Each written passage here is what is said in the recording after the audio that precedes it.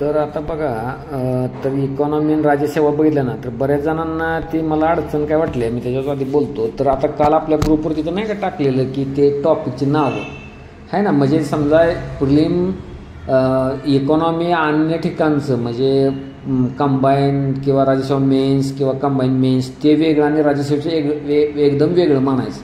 तर काय मोजके 10-15 टॉपिक आहेत. म्हणजे काय की समजा आणि ते जे आपलं आहे बघा की इकॉनॉमीचा राज्यसेवेसाठी अभ्यास कसा करावा ते जे आहे तेच गोष्ट आहे ती करायची.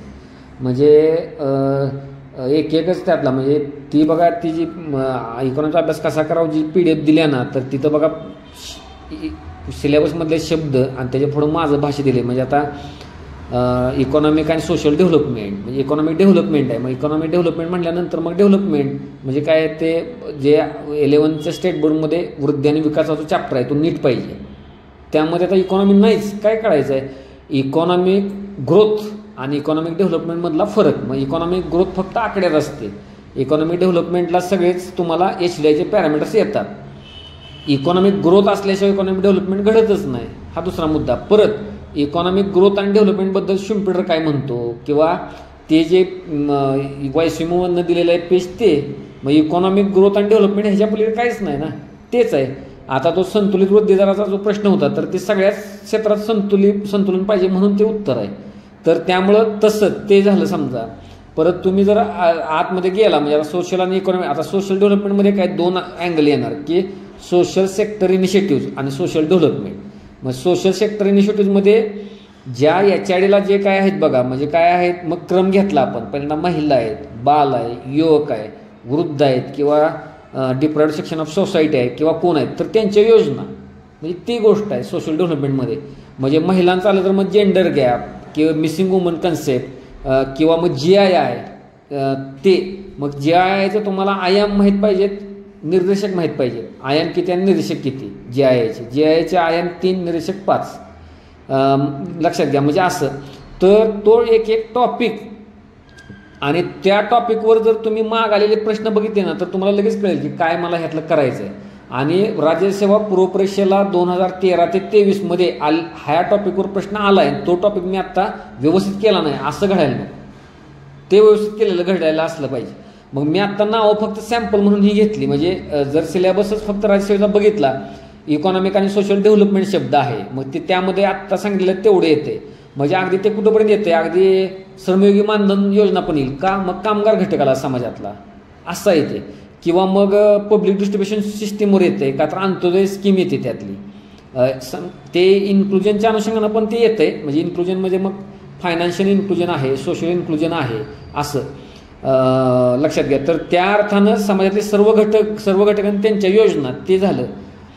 तसं मग पॉवर्टी आहे, परत तुमचा लोकसंख्या आहे ते तर मग व्हिडिओज आहेत डायरेक्ट मी बडबडतो तेच आहे. ते फक्त त्यात तुमचा बारकावा काय पाहिजे अलीकडं त्या गरिबी आणि लोकसंख्येवर काय ट्रेंड बदलला आहे का 22-23च्या एक्झाममध्ये तसले काही वेगळे प्रश्न दिसत आहेत का ती तेवढी दक्षता मी घेतो. अदरवाईज तेच आहे. इन्क्लुजनचं सांगितलं, जनधन एक आहे आणि समजा अजून जर काय बघायचं म्हटलं तर पब्लिक डिस्ट्रीब्युशन सिस्टीममधली आत्ता अन्नपूर्णा आली होती काय आली होती. पण तुम्ही जर HIDच्या 22 आणि 23चा पेपर आणि राज्यसेवा मेनचा GS4चा 22 आणि 23चा पेपर बघितला आणि त्यातले जर योजना टार्गेटवर ठेवले तरी भरपूर आहे ते म्हणजे लक्षात घ्या. मग त्यांचे हे सोडून म्हणजे सिलेबसला हे टॉपिक आहेत समजा ते सोडून मग कशावर प्रश्न आहे कोर इकॉनॉमी प्रश्न आहे. म्हणजे कसं भारतीय अर्थव्यवस्थेपुढील आव्हाने गरिबी आहे, लोकसंख्या आहे. तसं मग त्यांनी महागाईवर विचारले. इन्फ्लेशन मग इन्फ्लेशनमध्ये थिअरीज आहेत, इन्फ्लेशनची मग कारणे आहेत, परिणाम आहेत. WPI CPIवर मग प्रश्न विचारलेला आहे. परत बेरोजगारीवर प्रश्न आहे, त्याच्या योजनेवर प्रश्न आहे. बेरोजगारीचं प्रकार काय असतात त्याच्यावर प्रश्न आहे. त्याची उत्तर आता त्या इन्फ्लेशनच्या ऑलच दिलं आहे बऱ्यापैकी. सप्लाय साईडचे कुठले एलिमेंट आहेत ते वगैरे काय. पण कोर इकॉनॉमीतनं ते करायचं आहे. GDPचा चॅप्टर जो राष्ट्रीय उत्पन्नाचा आहे तो करायचा आहे, इन्फ्लेशनचा करायचा आहे, बेरोजगारीचा करायचा आहे.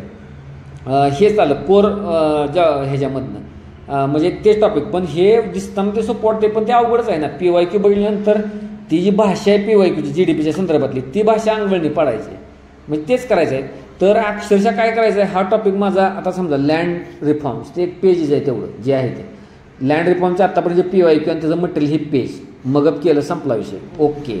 मग आता पुढचा काय आला की तुमचा हे अन्न सुरक्षा कायदा आणि अन्न सुरक्षा मिशन ते जे आहे, तर अन्न सुरक्षा कायद्यावर काय काय प्रश्न 3-2-1 तेवढं द्यायचं आहे. आणि अन्न सुरक्षा मिशन, मग अन्न सुरक्षेच्या अनुषंगाने PDS-वर येते, अन्नपूर्णावर येते, म्हणजे तसं काय आता येईल का, आहे का. मग जरा सहज आठवलं बघा की आत्ता कोळंबेंच्या कुठल्या तरी ॲग्री नावाचा चॅप्टर आहे आपल्या ह्याच्यामध्ये, म्हणजे शेती पुस्तकात इकॉनॉमीचं, तिथून जरा उल्लेख एकत्र मिळतोय काय काय योजनांचा. मग तो तसा मग बघायला पाहिजे. समजा तसंच आठवलं म्हणून तर म्हणजे तो झाला घटक. मग समजा अजून तुम्हाला पुढे घटक एक बारकाईनं, मग ती जी लिस्टच काल मी त्याच्यावर टाकलेली ना, म्हणजे साधारणतः म्हणजे आता लँड रिफॉर्म आहे, अन्न सुरक्षा आहे, मी आता ग्रोथबद्दल बोललो, अर्बनायझेशन आहे. मग अर्बनायझेशनची ती PDF आहे, ती पण चॅनेलवर आहे की, पण त्याने आता हात डायरेक्ट घातला, सांगा अर्बनायझेशन म्हणजेच काय सांगा. मग त्यांनी डायरेक्ट ते केलं, म्हणजे खाली म्हणजे मूळ ह्यालात गेले, नंतर खाली म्हणजे आधीपर्यंत काय अमृत हृदयवरती विचारत होते, आता बेसिकला गेले. आणि त्यात तुम्ही डेन्सिटी घेऊ नका असं ते आहे, मागं PYQ तसं आहे म्हणून. मग लक्षात घ्या, आता अमृत हृदय, श्रमयोगी, संसद आदर्श ग्राम किंवा उज्ज्वला किंवा अल्पसंख्याक योजना, महिला त्याच्या योजना आहेत त्या. गरिबी सांगितलं, गरिबीचं काय नीटच पाहिजे, म्हणजे त्या गरिबीचं त्यांनी जास्त जास्त रंगराजन पकडला, जे बोललो होतो तेच. पण अन्य योजनाबद्दल ते काय बोलतायत लक्षात घ्या. आत्ता तेंडुलकर कमिटीबद्दल आला होता प्रश्न कंबाईनला, तसं तेंडुलकर काय सांगतोय, तुमचा सुरुवातीचा PDOजा काय, नंतर दांडेकर रथ काय, लकडावाला काय, त्यांचे निकष वगैरे ते माहीत पाहिजेत. म्हणजे काय त्याच्या बाहेर प्रश्न जात नाही गरिबीवर. LPG नीट करायला पाहिजे, म्हणजे लक्षात घ्या स्ट्रक्चरल त्यात कसले चेंजेस आहेत काय आहेत. त्याचे PYQ पण अवघड आहेत, कठीण आहेत, म्हणजे आपलं खाऊच्या धोरणाचं. पण तो चॅप्टर महत्त्वाचा आहे. किमान त्याची सुरुवातीचं तरी ते बघायला पाहिजे, म्हणजे सुरुवातीचं पार्श्वभूमी काय होती, किती आपलं हे होतं, काय होतं कर्ज किती होतं किंवा पार्श्वभूमी, ते पण बालभारतीमध्ये पण चांगलं आहे बघा. प्लॅनिंगचं मी सेमिनारमधनं बोललो आहे बघा, की त्याचे पहिल्यांदा उद्दिष्टच विचारायला लागले, आता फेल्युअर विचारते. ते योजनांचा भार कमी झाला आहे 2री, 5वी, 7वी राज्यसभेला अनुषंगाने, पण ते विचारतायत म्हणजे उद्दिष्ट कोणती होती. आणि आत्ता तर प्रश्न असा आला होता की प्लॅन फेल न होण्यासाठी काय करायला पाहिजे, सक्सेस होण्यासाठी. मग ते जनरल आयडियाने जायचं ना, ते आपण काय वाचू शकत नाही कुठं, म्हणजे असं आहे. ते आहे बघा. इन्क्लुजनला काय आहे तेच तुम्हाला जनधनवरच 3-4 वेळा प्रश्न आहे. आणि एकदा मग आत्ता त्या लँडच्या अनुषंगाने तो आला होता, तो नाही सांगा, जनधनवरच आहे प्रश्न सलग. जनधनचं PYQ एकत्र करायचे ते सोपायचे, दुसरं काही येणार नाही त्यात. इन्क्लुजनचं आलं तर ऑलकडं उत्तर येईल, जरी कुठलं आलं. समजा खालीपैकी कोणत्या योजना इन्क्लुजनच्या संदर्भात आहेत ऑल, किंवा मग 11 योजनेचं 12 योजनेचं टायटल विचारतात. मग इन्क्लुजन शब्द तुम्हाला किती कळतोय ते बघायसाठी असं आहे ते. वुमन चांगला पकडला आहे भाग त्यातला, कशातला, सोशल डेव्हलपमेंटमधला. मग त्याने महिला हट विचारले, मिसिंग वुमन तो प्रश्न विचारला आहे, किंवा मग GIA विचारतायत, महिलाविषयीचं एखादं ॲप विचारतात, किंवा योजना एखादी येईल महिलाविषयीची. उज्ज्वला पण 2.0 येईल, म्हणजे महिला पकडतात बघा. भाववाढचा आहे, भाववाढचा अगदी त्यांची झेप तिथंपर्यंत गेली आहे, कुठंपर्यंत इकॉनॉमिक सर्व्हेमधनं सुद्धा विचारतात. पण आपण ते करायचं नाही. भाववाढीचे PYQ बघा तुम्हाला नीट यायला पाहिजे. त्याच्या अनुषंगाने WPI CPI म्हणजे काय, WPI म्हणजे काय, तिथं किती वस्तू आहेत. पण भाववाढीच्या डिमांड पुल म्हणजे काय, कॉस्ट पुश म्हणजे काय, सप्लाय साईड म्हणजे काय, म्हणजे लक्षात घ्या पुरवठा बाजू, मागणी बाजू म्हणजे काय, त्याची कारणं काय असतात. बालभारतीमध्ये सुद्धा उत्कृष्ट आहे ते, म्हणजे लक्षात घ्या. परत निर्देशांकाचं सगळे ते नीट पाहिजेत. PQLI, GII, HDI, परत तुमचा MPI, डायमेन्शन किती आणि निर्देशक किती, त्यातल्या ठराविकचं तुम्हाला आत्ता आकडेवारी माहीत पाहिजे, टायटल माहीत पाहिजे. आत्ता जे करंटच्या अनुषंगाने वाचण्यात येतात ते. शाश्वत विकास सिलेबसचा पुन्हा शब्द तो कोळंबे किंवा अन्यतनं जस्ट बघून घेतला शाश्वत, पण ती पण काही गरज नाही. व्याख्या कुठून आली, बुटलँड कमिशन किंवा काय, आणि शाश्वत विकासाचा नेमकी व्याख्या काय. पुढील लोकांची काळजी घेऊन आत्ता जे आपण संशोधनांचं कन्झम्पशन करतो ते म्हणजे शाश्वत विकास आहे, म्हणजे झळ न पोचवता. मग शाश्वत विकासाच्या अनुषंगानं पर्यावरणात बघा डेव्हलपमेंट झाली, म्हणजे WCED, आणि सुरुवातीपासून जे आपले हे जे आहे स्टॉकहोम कन्व्हेन्शन, म्हणजे 72 पासूनचे काय आता क्रोनॉलॉजी आहे ती बघा, पेज ती महत्त्वाचं आहे त्यासाठी. MDG पाठ पाहिजेत, कुठंपर्यंत आज जात आहेत, क्रमांकापर्यंत जात आहेत ते पाठ पाहिजे. त्याच्यावर प्रश्न आता 24ला नाही आला तरी 23ला नाही आला तर 24ला नक्की येऊ शकतो. शाश्वत विकासातलाच तो टॉपिक आहे ॲक्च्युली, त्या अनुषंगाने नीती आयोगावर सुद्धा येऊ शकतो. परत त्यांनी डिप्रायव्ड सेक्शनमध्ये SC STवर जोर दिलाय, OBCवर जोर दिलाय. त्याचे कमिशन जे आहेत ना जे आपले कन्स्टिट्युशनल बॉडीज त्या करायला पाहिजेत, पण त्याचे PYQ करायला पाहिजे. ते कधी कधी ते अपुरं पडतंय, म्हणजे लक्ष्मीकांत सुद्धा होऊन का जरा प्रश्न जरा चकवा देणारे ते विचारतात NC ST वगैरे काय ते बघायला पाहिजे. व्हॉलंटरी सेक्टर नीती आयोग जरा नीट बघायला पाहिजे, त्याच्यावर प्रश्न येतोय. आणि जे आता बघा हे जे आहेत ना GDP प्लेन त्यातले सुद्धा बघा GNP NNPवर जास्त जोर आहे. ते का तसा जोर आहे, तुम्ही राज्यसभा मुख्याचा जर सिलेबस बघितला तर तेच 2 शब्द आहेत म्हणून आहे तो, म्हणजे असं जे 2 शब्द आहेत त्याच्यावर जोर आहे तो, त्या अर्थानं लक्षात घ्या. GNI आता GNI आणि तुमचं SEDI आहे त्याचं संदर्भ आहे बघा, त्याच्यात त्यांनी तो घटक घेतलेला आहे, म्हणजे आयाम म्हणून ग्रॉस नॅशनल इन्कम त्याचा घटक आहे. तिथं काही GDP वगैरे काही नाही, तसा पण प्रश्न आला होता.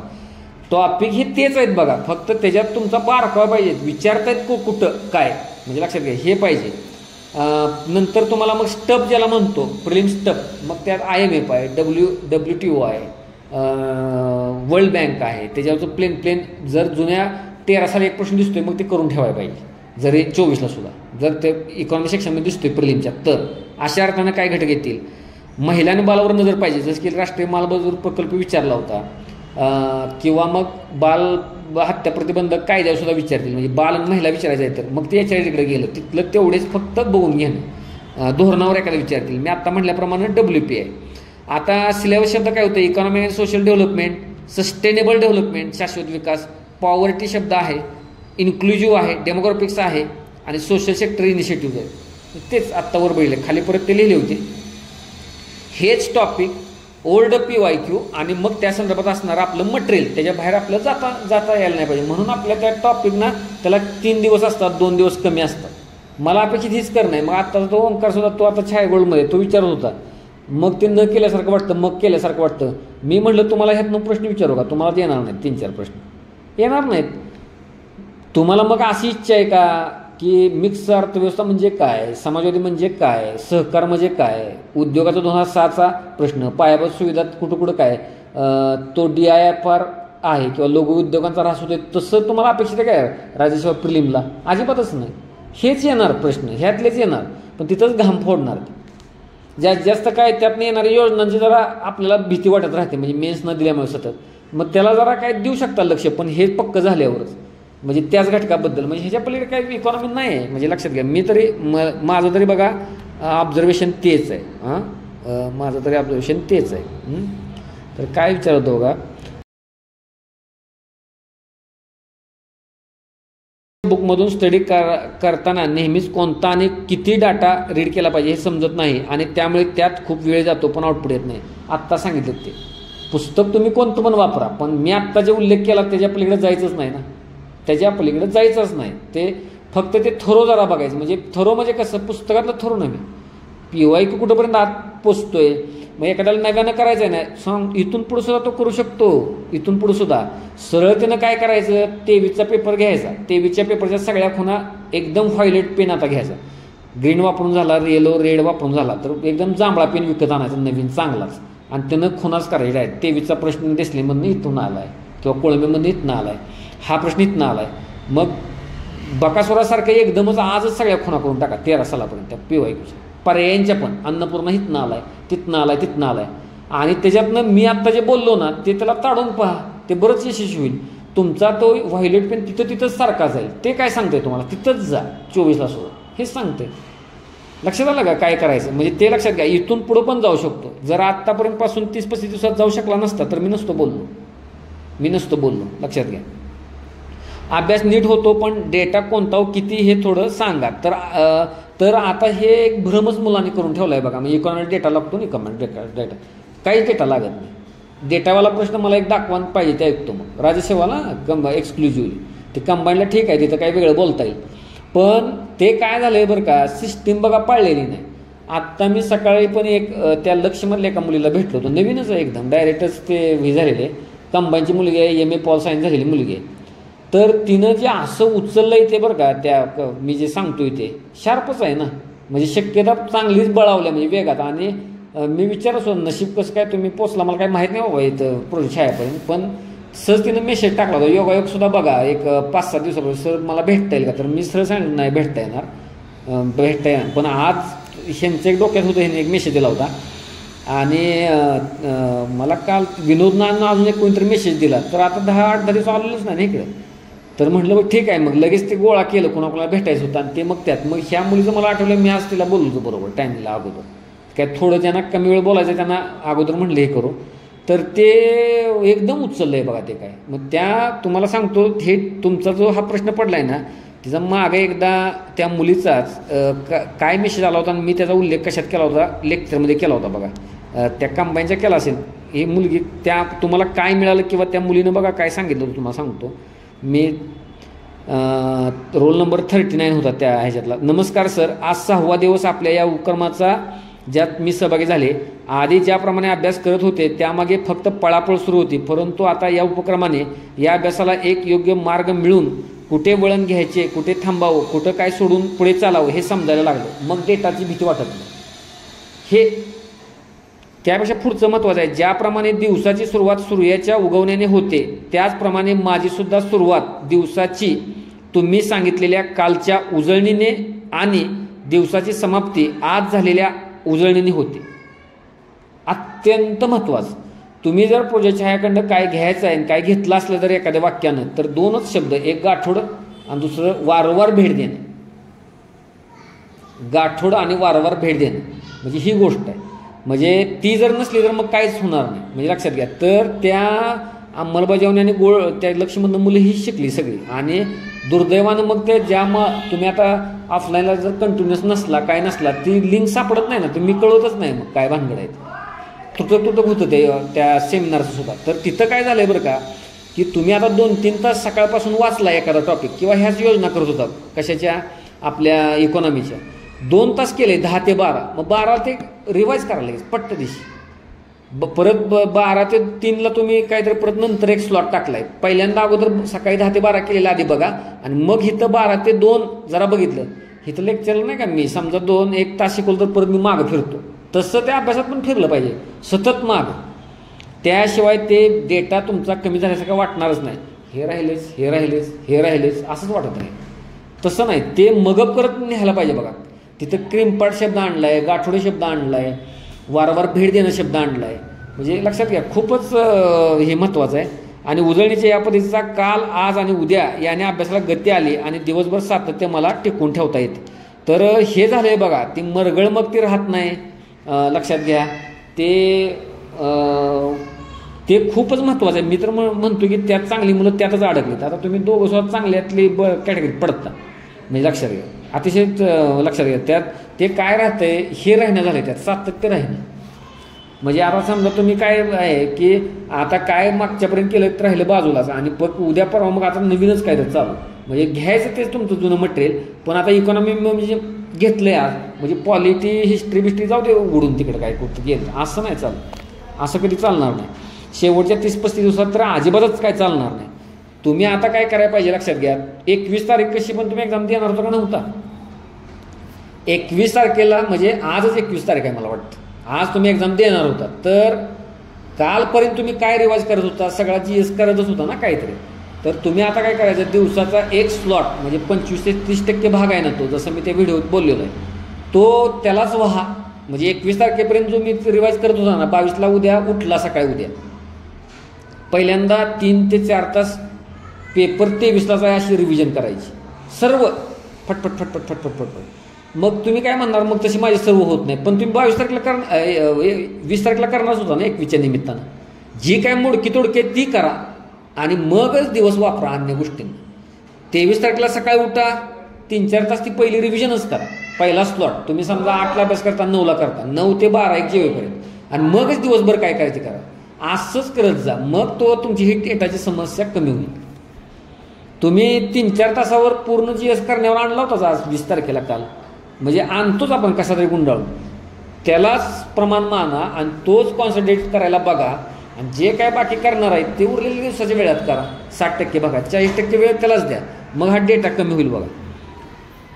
हिस्ट्री या सब्जेक्टमध्ये गेल्या प्रीला 12-15 मिळाले होते, पण यावेळी तितकंच शुअर वाटत नाही.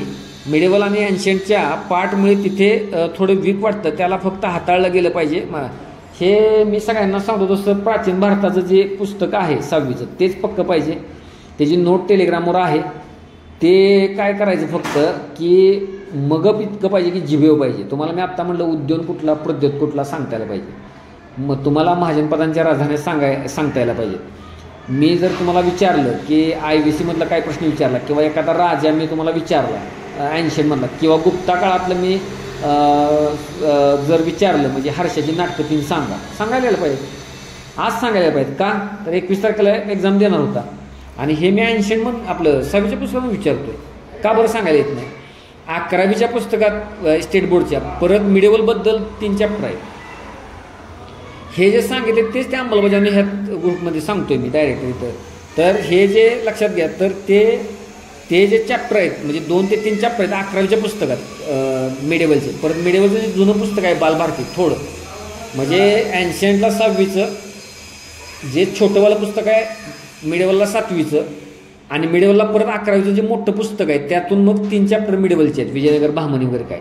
तर एवढंच मटेरियल वापरायला पाहिजे आणि वारंवार त्याला भेट देऊन मगपच करून टाकायला पाहिजे. एक हे मिडेवलला जाताना फक्त जरा दक्षता काय घ्यायला पाहिजे की तिथं पर्यायात बलबन असला तर ते उत्तर असतं, पर्यायात अल्लाउद्दीन खिलजी असला तर उत्तर असतं, पर्यायात अकबर असेल तर उत्तर असेल. म्हणजे लक्षात हे माहीत पाहिजे म्हणजे काय प्रकार आहे. एखादा अलबेरुनी असेल तर उत्तर असेल, अब्दुल रजाक जर असेल पर्यायात तर उत्तर असेल असं. तर हे सेन्स येणं महत्त्वाचं आहे. ते काय तुम्ही असं GS सारखं करू नाही शकत. एवढं करायचं काय तुम्हाला आहे की आत्ता मी सांगितल्याप्रमाणेच तो जो सोर्स सांगितला तो आणि तुम्ही काय करता त्याला त्या पट्टीत आणलेलं नाही पॉलिटीच्या हिस्ट्रीच्या आपल्या मॉडर्नच्या तसं द्या ना भेट सारखी सतत. उद्या जर तुम्ही दुपारी वाचला आपला गाठोड्याचा भाग संपल्यानंतर तर लगेच त्याला संध्याकाळी भेट द्या, लगेच त्याला हे करा. ते 6वीची 8-10 पेजेसची मी नोट टाकले टेलिग्राम चॅनलवर तर त्याचं पारायण करा ना आणि ते देईल त्याला लढत. एक दुसरी गोष्ट एन्शियंट आणि मिडिवलचे प्रश्न एकत्र करून पण दिलेत चॅनलवर. प्रश्न एकत्र करून प्रिलिमचे तिचं सरळ चेहराच काढायचे, त्याला खुणा करायच्या उत्तराच्या आणि सारख्या बघत राहायच्या ते तिथं. आणि लक्षात घ्या प्रिलिम हे एन्शियंट मिडिवलला दणका बसला म्हणून राहत नाही. प्रिलिम मॉडर्नमधले हातचे प्रश्न घालवले म्हणून प्रिलिम जाते. पण आता 5-6 प्रश्नांच्या अनुषंगानं ते ताब्यात राहील. तर मटेरियल PYQ ते काय सांगतात तेवढंच बघायचं, अजिबात बाकीचं काय बघायचं नाही. म्हणजे लक्षात घ्या हेच तुम्ही पाळा. आलं लक्षात? तर ते एन्शियंट मिडिवल तेच तुम्ही तेच तसंच हाताळलं पाहिजे. मिडिवल दिल्ली सल्तनत घराणे संत यावर नोट्स काढून ते पाठ केलं आहे. अजून काय करावं लागत असेल ते तर सांगा. तेच मुस्लिम किंवा काय ते बस ह्याच्या पलीकडे आता नोट काढू नका. त्याचा काय नोटचा फायदा नाही, त्याचं काही गॅरंटी नाही हो. आले 3 प्रश्न काय जास्त मग अजून काय करू शकता की ते लुसेंटचं जे MCQ आहेत ना MCQ म्हणजे MCQचं लुसेंट त्या लुसेंट MCQ मध्ये एन्शियंट आणि मिडिवल करू शकता. MCQ पाठ करून टाकायचं एन्शियंट मिडिवल लुसेंटची कमी असतं ते थोडंच असतं ते. मी हे तर झेरॉक्स पण दिली होती त्याची एन्शियंटची दिली होती मिडिवलची नाही. पण कुठं जरी पुस्तक मिळालं तर तेवढेच 8-10 पेजेस करायचे पाठ उत्तर करून टाकायची त्याची डायरेक्ट आपल्याला ते माहीत असतं. म्हणजे एन्शियंट मिडिवलला तेवढंच आणि इकॉनॉमीला समजा तेवढंच करायचा प्रकार आहे तो. अजून काय ते तुम्हाला वाटेल म्हणजे माझ्यासारखा माणूस जर असं फास्टमध्ये जर सांगत असेल म्हणजे लक्षात घ्या तर विद्यार्थ्यांना कसं पाहिजे मटेरियल सहित उडवत न्यायला पाहिजे ना नाही डायरेक्ट.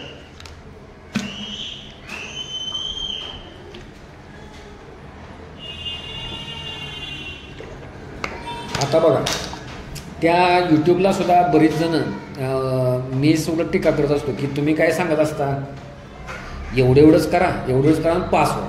मी आत्ता तसं सांगितलेलं नाही. ते वेगा जरी वाटलं असलं तरी राहिलेले उरले 35 दिवस बघता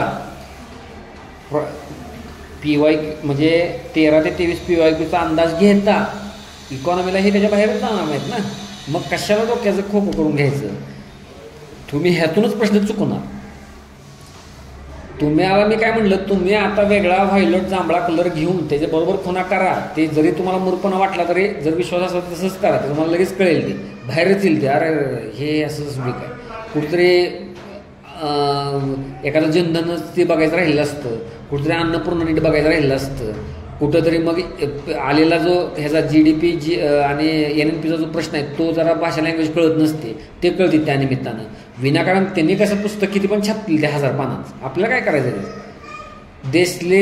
देसले हे पुस्तक ॲक्च्युली कधीच न हाताळलेली भरपूर मुलं प्रिलिम पास होतात आणि मेन्स देतात पोस्टसुद्धा काढतात. ह्याच्यावर विश्वास तुमचा बसतोय कोळंबे वापरतात. कोळंबे कधी बघितलं पण नाही, देसले वापरतात, झाले पास.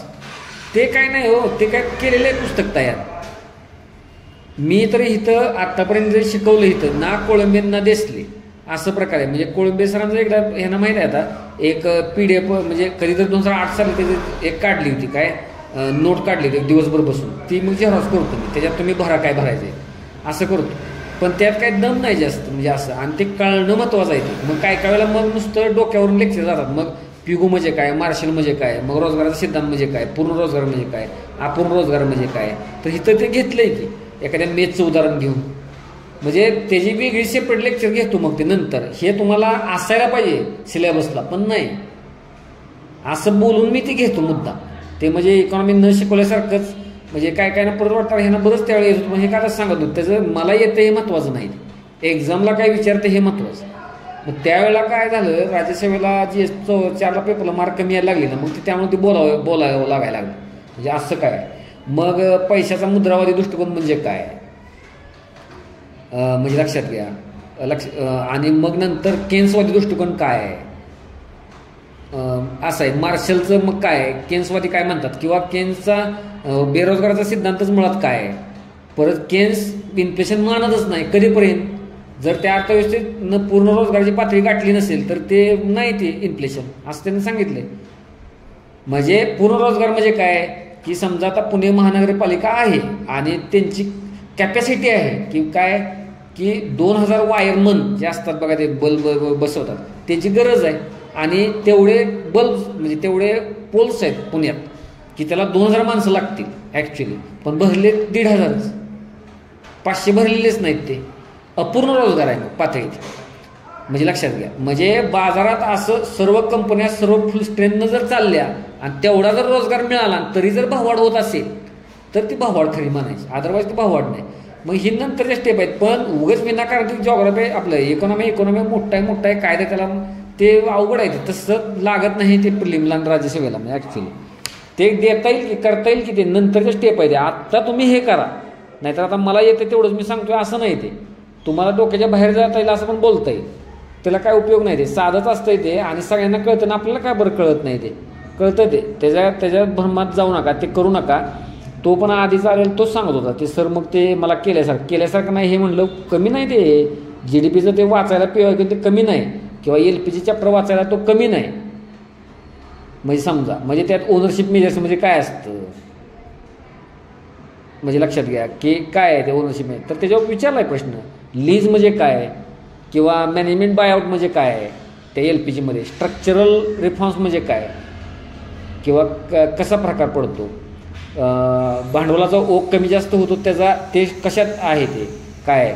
तर हे दोन म्हणजे लिबरलायझेशन प्रायव्हेटायझेशन आणि ते आणि येईल तो प्रश्न, येऊ शकतो तो प्रश्न. इव्हन प्लॅनिंग वाटतं सगळ्यांना सोपं आहे की काय त्याला दुसरी पंचवर्ष योजना 5वी 7वी 8वी 10वी करायचं झालं, 11वी 12वीचं आता RKVY आहे, राष्ट्रीय कृषी विकास योजना.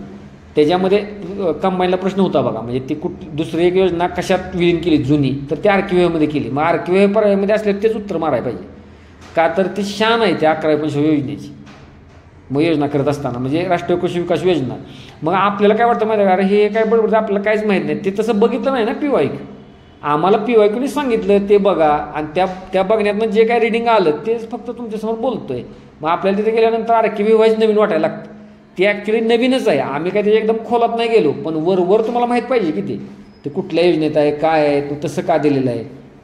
इव्हन कंबाईनपेक्षा राज्यसेवेला खूप कमी आहे. ते तिथं बेरोजगारी आहे लक्षात घ्या, पण ते विचारतात पहिल्या पंचवर्षात किती होती, दुसऱ्यात किती होती, तिसऱ्यात किती होती जुनं. त्या मानानं राज्यसेवेला खूपच कमी आहे ॲक्च्युली. काय तर विचारतील मग स्ट्रक्चरल अनएम्प्लॉयमेंट म्हणजे काय किंवा काय. आता जरा ते इंग्लिश वापरलं म्हणजे मराठीतनं बडबडायला ते सोपं राहत नाही. आलं लक्षात, बाकी काय नाही त्याच्यात, दम काय नाही. ह्याने मोठं काय तर करून ठेवलं आहे त्याच्यात. आणि बघा गंमत, राज्यसेवेला 1 डे इतिहास बॅच, 1 डे पॉलिटी बॅच अशी असते का बघा, नसते. तुलनेत इकॉनॉमीची बॅच बघा 3-4 घेतात 1 डे, 200 रुपये 300 रुपये. काय ते का करतात तसं, मी आत्ता बोललो ती बॅचच आहे ते 1 डे.